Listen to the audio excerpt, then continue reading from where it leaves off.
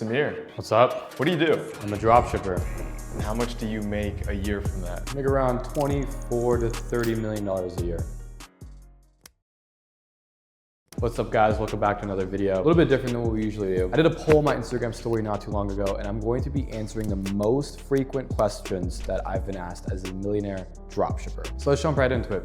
First question I have here is, what is my take-home profit? So like I said earlier guys, I make around $24 to $30 million a year with my dropshipping businesses. That's over $2 million a month. A lot of people wonder, what is the take-home? How much am I actually bringing to my bank account that I can spend every single year? Well, the business operates at 30% margins. However, when you do scale aggressively, there's times where you might dip below 30%. Maybe you have a couple bad days, maybe team costs rise, whatever it may be. I operate around 20 to 25% margins on the $30 million I make every year. So I'll let you guys do the math on that one. Second question I have here guys is, what was my first winning product? See, I've been doing dropshipping for a long time, so I've been through the ringer on all sorts of different products. And I honestly think I've probably tested every single popular product out there. My first winning product was the electric lighters. The store I had set up was called avantlights.com. I sold this store actually to a small private equity fund for a decent six-figure amount. I'm pretty sure the store is still active, but it's been years since I've checked it. And this was my first winning product. I made a couple 100K profit on this store, and it was literally my escape from the normal 9-to-5 route. I mean, this product really did change my life. Ironically enough, this was the 31st product I tested. So it took me literally 30 products to find this one, and I stuck with it until I found that one product that took me to that next level. This product was nothing too special too. It's just that I really found the right angle for this product, and that was stoners. Stoners loved this product because it was an easy way for them to smoke at home without getting new lighters, and they just thought it was cool. What was the game changer for this product was I actually started to make videos on my own about how this was meant for stoners, and I would use subtle things like the leaf emoji and whatnot in the ad creatives, and that's what really helped it take off. Third question I have here guys is,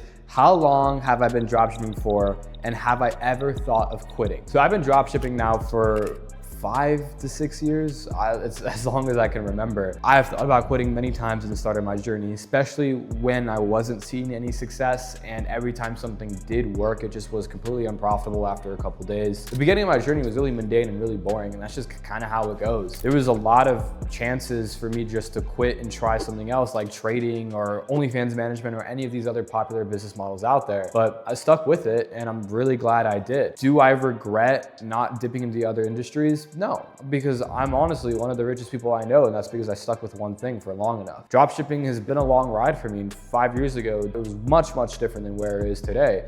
However, the fundamentals do stay the same. It's kind of funny because 5 years in the same industry, I kind of know it like the back of my hand. And when people come to ask me for questions, I usually see the same reoccurring questions all the time of, how do you find winning products? How do you do this? How do you do that? And it's always the same answers, and we'll always stick to the same answers. Next question.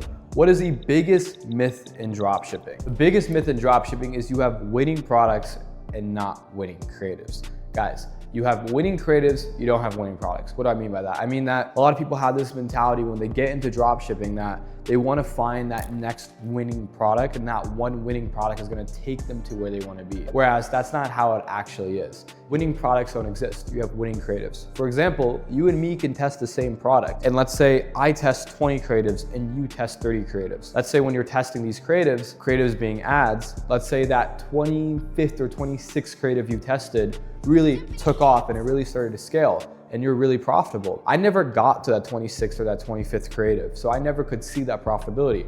So the argument arises, was it the creative that made you the money, or was it the product? Anybody who's actively scaling a dropshipping business, ask them, how many creatives are actually eating a profitable ad spend? And usually the answer is like 1 to 2, meaning that if they never launched those 1 to 2 creatives, that they would never be profitable in the first place. You have to view products as a vehicle to find winning creatives and not the other way around. Most people don't focus on content, they don't focus on creatives, and that is why they don't see success. As coming from someone who literally makes $30 million a year with this business model, I can tell you, your creatives will depict whatever you win or whatever you lose, and it's that simple. Question number 5 here, guys. Is dropshipping saturated? Does it look saturated? I mean, it's not saturated at all. It's actually a really dumb question, but look, I've been doing this thing for 5 years. Not only myself, but I know so many people that are making millions in this business model. I'm not the biggest person I know in this business model. I know guys that are doing close to 10 million a month with dropshipping. It's not saturated. It's not going anywhere. As long as you're a good marketer and you can stay ahead of trends, this to me is the best business model out there because it can stay consistent. And unlike a retail business, your shop never closes. You're open 24/7.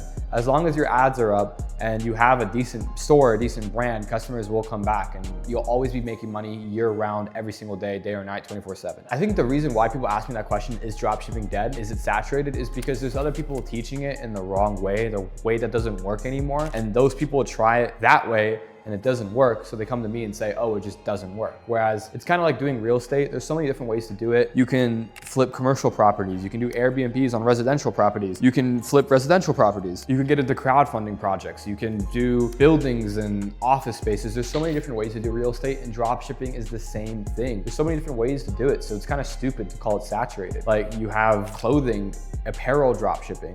You have unsaturated market dropshipping that's like focusing on European markets and all that stuff. You have branded dropshipping, focusing on building a brand with actually equity value. You have supplement dropshipping, focusing on just supplements. There's so many different ways to do it. For you to just say it's dead is like me saying that real estate's dead, whereas there's billionaires out there doing the business model. So no, dropshipping is not saturated. Question number 6 here is, what does your day-to-day look like? Pretty crazy. I mean, when I'm not traveling the world and staying in extremely crazy villas or driving supercars or on private jets, I'm usually just working. I try to keep my life really extreme. So either I'm working really hard and I'm like pushing the needle in my businesses and our companies, or I'm blowing a bunch of money either at the club or flying around again in private jets or just going to new countries and whatnot. I like to say I live a really spontaneous life. I was one of those people that got money really quickly, and I don't want to be one of those people, and I never wanted to be one of those people that spent it really quickly on dumb stuff. But I do enjoy being able to live a spontaneous life. To me, freedom means everything. So that literally means if I'm, let's say, in LA like I am right now, and I'm scrolling on TikTok and I see a reel of somebody in the Maldives and I think that looks really cool, that same night I'm gonna book a flight to the Maldives and go there and stay in the best hotel, stay with the best treatment, get the first class or private jet there and live that life. So I live a really spontaneous life, and I do spend a lot of money. Again, I really only drive supercars. For the last, I think, 2 years of my life, the only cars that I've driven have been supercars. Whenever I travel, I always rent the best cars. I do have our Lamborghini back in Miami. That's where I reside full time. In both spots right now, we're in LA mansion. In Miami, I have a penthouse. So again, the lifestyle is pretty good, I can't lie. I'm not saying this to flex on you guys, I'm just being transparent. This is how I live. It's not like I'm creating a facade or a lifestyle that I don't live. For the last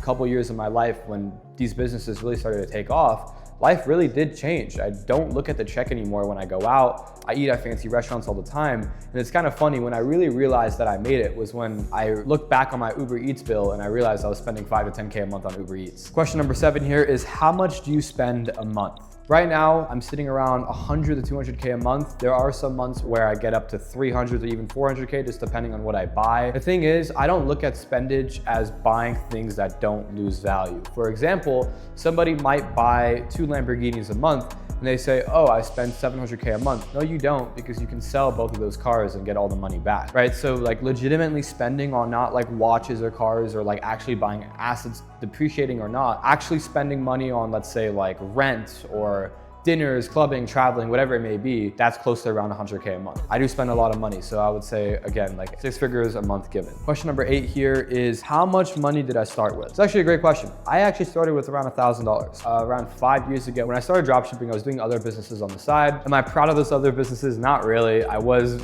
selling drugs at one point, nothing crazy, just like weed here and there. I was in the shoe business, I was reflipping shoes, sneakers, all that good stuff. I was actually in the party business as well. I'm currently banned on Airbnb because I used to rent out Airbnbs and have like massive parties. That was a fun rodeo. I've been in a couple different businesses, but nothing substantial enough to give me millions. So I had a couple grand saved up. The thing about dropshipping, and this is a better question to ask, is how much money do you need coming in every month to keep doing it? Look, with this business model, you will lose money at the beginning. So I had $1,000, but I still had these other like small ventures of money coming in, maybe 2, 3K a month coming in that I could use and put towards dropshipping. So that's what actually kept me afloat through those months where I was unprofitably testing products. I'm not gonna lie to you guys and say I started with absolutely nothing and started from zero. I did come from a middle-class family, and it's not like if I lost in the game of dropshipping, I would be homeless or dead broke. However, I did not have any helping hand starting out. I did everything on my own, and then the money I used for my testing and my product testing was money I made from my other businesses. Question number 9 here is,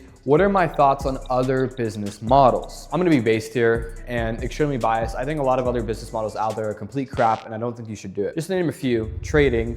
My honest opinion on trading is it's just gambling with extra steps. I know a lot of traders in person and I'm not gonna throw any shade or say any names, but most of the people I know that make money with trading don't actually make money with trading. They make money with their course or their program. And on top of that, with trading, a lot of these big traders have prop firms and they make a lot of their money from their prop firm because they sell their students on their prop firm, and it's a whole kind of pyramid scheme. It's not really that good. But again, if we're just looking at trading as a business model, you have to optimize your whole day around just a couple hours when the markets are open. And if you miss a trade, you have to be super emotionless to not ponder on that and just keep moving forward. So the mentality that brings to a person, I just don't want to subscribe to that. I'd rather have an e-commerce business where the shop is open 24/7. I don't have to worry about inventory because I'm drop shipping and I just have to make sure my ads are profitable. To me, that's a lot easier of a life. The second most popular business model that I've been asked is OnlyFans management. I know a lot of guys have definitely thought about doing this, especially if you're a single guy and you're like, oh, I'm gonna be around hot girls all day and I'm gonna be making a lot of money. I just don't think it's a good business model because you're kind of reliant on women for money. And I know that sounds like very like misogynistic, but like from the perspective of business, other people are depicted if you're gonna make money or not. Meaning that if this person doesn't wanna pay you out because it's their face on the OF, they don't have to pay you out and you can get cut out of a deal. And I've seen that happen with my friends that do OF management,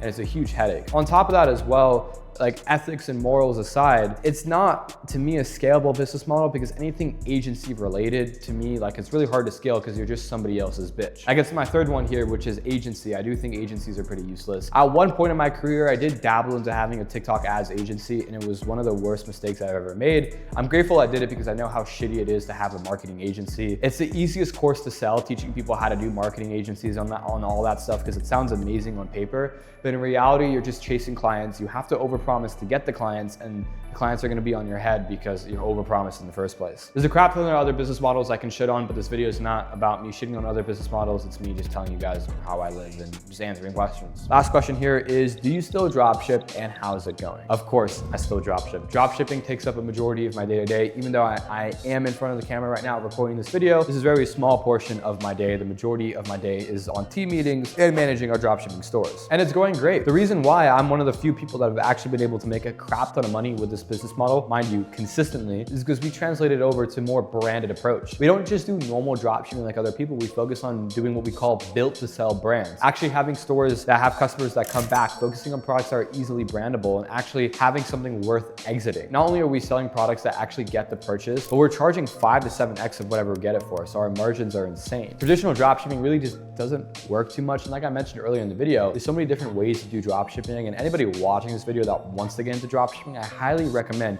you take the branded approach. Don't listen to all these other YouTubers out there that have these top 10 winning product videos and whatnot, because it's just useless and it's just gonna waste your time. Focus on doing branded dropshipping, creating a built to sell brand and understanding that game, not the game of winning products. And as always, guys, we do have a community where we teach people how to do this. If you want access to it, just click the link below and schedule a call with me and my team. I hope you enjoyed the video, guys. I mean, it was a pretty tame one. I wanted to just answer some questions because I've been posting content for a while and a lot of people wonder like, who is this guy? And like, you guys have questions and I get it. Like, there's nobody that has come on YouTube or come on these platforms and has been as transparent as me with their business model and showing literally everything. So I appreciate you guys clicking on the video. If you like this type of content, please let us know below, like and subscribe, and I'll see you guys in the next one.